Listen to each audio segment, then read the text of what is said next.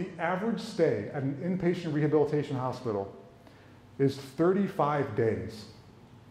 And you have to imagine what is going on in those 35 days. Not only you're doing with rehab, but your whole family starts to have to be educated about what's happening with your life. You have to start realizing that you have to get fitted for possibly a power wheelchair. You have to rearrange your home. You have to start learning how to find a caregiver, how to learn how to transfer to a wheelchair, how to feed yourself, all of the things that are going on. And that's not even talking about finances and the jobs and everything. This is all going on in those 35 days. So the care, the therapy quickly becomes training you to adapt to an injury instead of learning how to recover from the injury. And that's not something I wanted to hear as I was slowly starting to get better. And we realized that this wasn't just one situation. This is what it's like for everyone that are recovering from strokes and spinal cord injury and brain injury. Within the first 2 weeks of my injury, I started getting my first denial from insurance that said, you got to get home. You've plateaued. That was the key word. Your recovery is slowing. How do you even grasp that? This rehab hospital was like I said before, was my beacon of hope.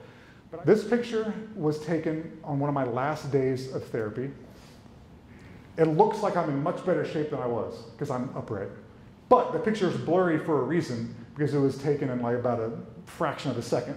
I could only be upright for literally a couple seconds before I would pass out. And my therapists are pretty much holding me up there. But I was able to actually contract my hamstrings, and I was able to, it looks like I was able to stand. But the bottom line is that this was the time where I needed therapy the most, and I was being discharged. So we had options. They weren't good. So once you leave the inpatient hospital, then you're granted individual visits to continue your recovery. That's the same amount that people are given if they are recovering from an ACL tear. And I had my entire central nervous system to rehab. So the options basically were you could go back home, you could figure out what to do for coming back for 30 outpatient days, or once insurance was up, you could private pay at $400 for a session, which is unaffordable for just about anyone.